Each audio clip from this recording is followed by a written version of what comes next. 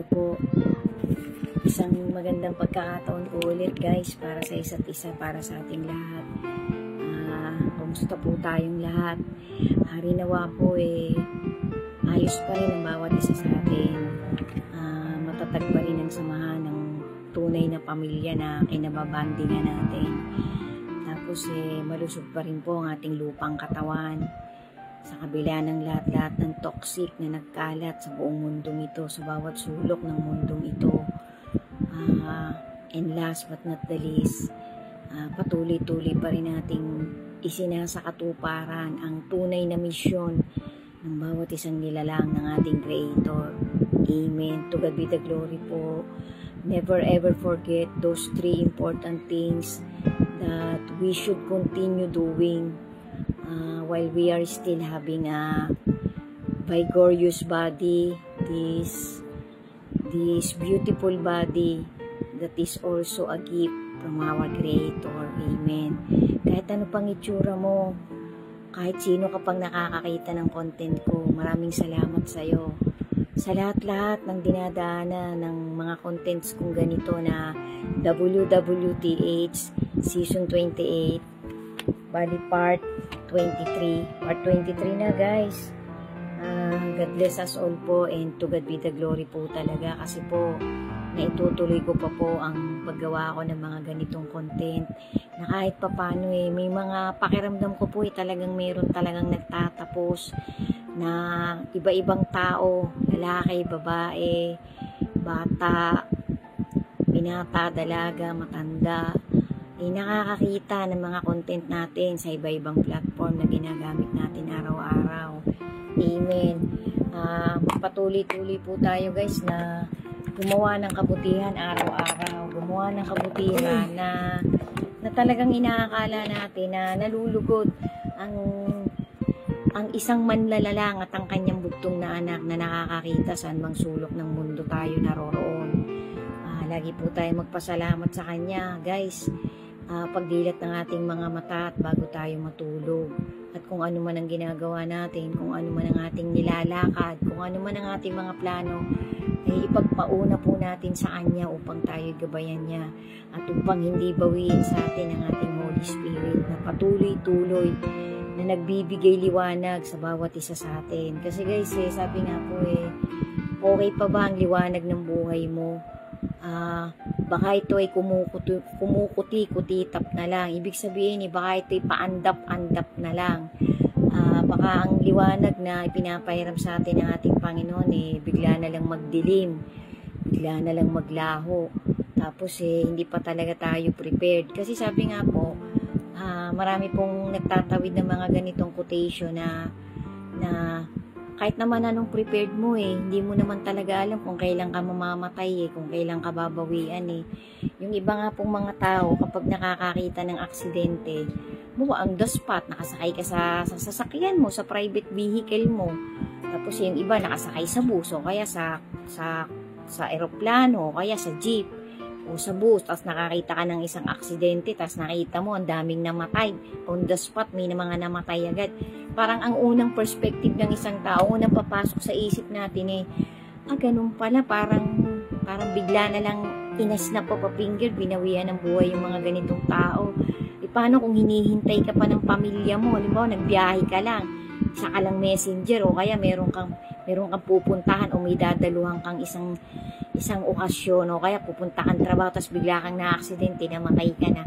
Parang ako po kasi may mga narinig na rin ako, mga relatives ko rin po, mga kaibigan, kakilala, kaklase, na kapag nakakita daw po ikaw ng isang aksidente, tas nakita mo namatay bigla yung taong yun, parang nakita mo yung dugo, yung isang aksidente na halimbawa nasagasaan, o kaya nagsalpukan yung isang sasakyan o dalawang sasakyan, dalawang bus, o kaya bumangga yung motor, may patay 3, 4, 5, 10, parang maiisip daw po ng isang tao kapag nasaksihan mo yung ganong aksidente parang walang ipinagkaibang tao sa hayop kapag namatay po ng biglaan.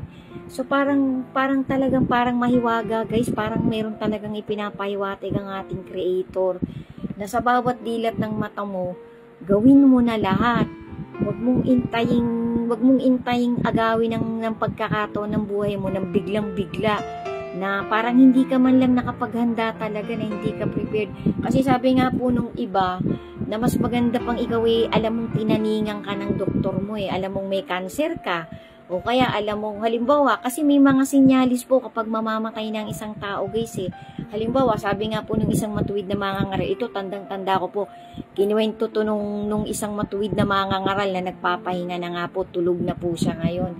Nasabi niya po sa kanyang Bible study, sa kanyang exposition, napanood ko po to, parang bagong opera pa lang ako nung cancer ko, nung first cancer na nangyari sa pagkatao ko na bago nga po ako na iba yung aking motivation sa buhay, naitawid ito, napanood ko talaga to, sinabi to nung mangangaral na to, na nasabi niya po, may isang babae daw po na nagluto na gabi, nagluto na, parang dami niyang nilutong putahe, kinuwento po sa kanya to ng kakilala niya, kapitbahay po yata nila. Tapos nagluto to, ang daming putahe, 3 yata o 4. Tapos sabi nung kapitbahay dun sa anak niya na parang may ginagawa sa labas ng kanilang gate na, ang daming niluluto ng nanay mo parang parang may piyesta sa inyo Ito sabi daw nung anak, niluto na po ni mama yung ni nanay ko, yung yung pang-ulam po namin kinabukasan Tapos naglinis daw, naglaba daw tong babaeng to. Nakikita nung kapitbahay nung nagkwento dun sa matuwid na mangangaral na to. Tapos nung kinabukasan, may lamay sa kanila. Kasi parang pagtulog po ng babaeng to, nagawa na niya lahat, naglinis, naglaba, tapos inayos yung bahay nila. Parang nag-general cleaning. Yung pala, mamamatay na yung babaeng yun sa kinahating gabi. So guys, parang mas maganda po yung ganun. Parang nagpakita ka ng parang kakaibang kilos mo na hindi mo talaga regular na ginagawa araw-araw. Kaysa yung bigla na lang ina-snap of a finger, in a blink of an eye, binawian ka ng Diyos ng buhay. So kaya guys, talagang dapat bukas ng mata natin, bawat dilat at bukas ng ating mata, magpakaaligaga na po tayo guys. Gumawa na po talaga tayo ng mga mabubuting gawain, ng mabubuting bagay na babaunin natin. Kasi sabi nga po, dapat talaga araw-araw ay iniisip mo, yun na ang last day ng buhay mo dito sa mundo nito. Kasi para maiisip mo na, pero sabi nga po nung iba, bakit mo naman iisipin na huling araw mo na yun? Para po sa akin, papabor ako dun sa sinasabi nung iba na isipin mo lagi na huling araw mo na yun. Kasi para magkaroon ka ng katiting na preparedness, na kaya ginagawa mo na itong mga gawain mo na to on that particular day, kasi iniisip mo na mamayang gabi mawawala ka na, o kaya sa madaling araw mawawala ka na.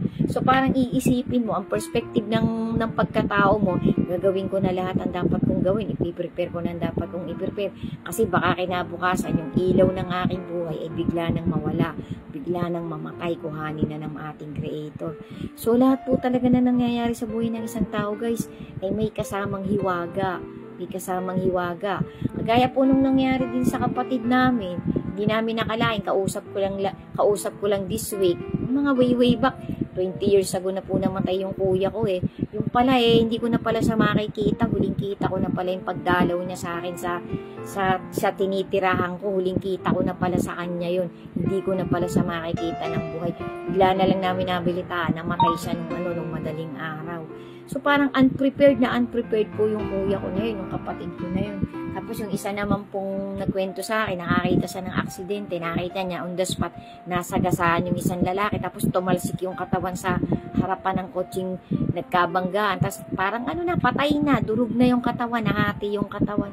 So parang po guys, talagang kailangan po talaga guys, magpaka-prepared tayo araw-araw na gawin na natin ang lahat-lahat ng mabuti pang naiisip natin, kasi baka po tayo ipag-abutan talaga ng isang milagro sa buhay natin na hindi na pala didilat, hindi na pala kikislap yung ilaw na ibinigay sa atin ng ating Panginoon. Yun nga pong islap ng ating spirito, yung ilaw ng ating buhay. So guys, magpakaaligaga po talaga tayo, paghandaan din po natin yung paparating na harpacho, yung paparating na rapture, kasi hindi na po yan magtatagal. Way back years ago pa po yan itinawid nung isang matuwid na mangangaral. Ang dami pong nakakita ng content na yon. Nung pagtatawid na yon ng isang matuwid na mangangaral, milyon po ang nakakita nung exposition niya na yon. So guys, yan po, asundan nyo pa po, endingan ko na po tong season 28 ko, bali part 23. Thank you po for watching. To God be the glory po. God bless us all po. and always pray a lot. Amen.